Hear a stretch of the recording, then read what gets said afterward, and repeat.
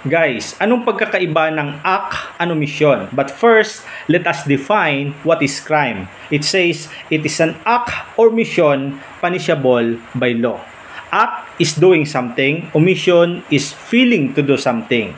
Act becomes crime if yung isang tao ay gumawa ng isang bagay that is prohibited by law. Let's say si Juan ay pinatay si Jose, si Antonio ay nagnakaw ng kalabaw, si George ay nang-rape kay Maria. Those are crimes that is prohibited by law. On the other hand, omission becomes crime if yung isang tao failed to do something that is required by law. One of the best example nito is a public officer. Let's say yung police. One of the duty of the police is to arrest the person dahil mayroong krimen na ginawa.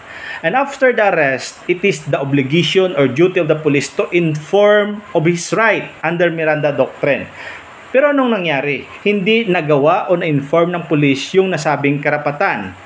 So that is an example of omission because failure on the part to the police officer is a violation under po sa Republic Act 7438.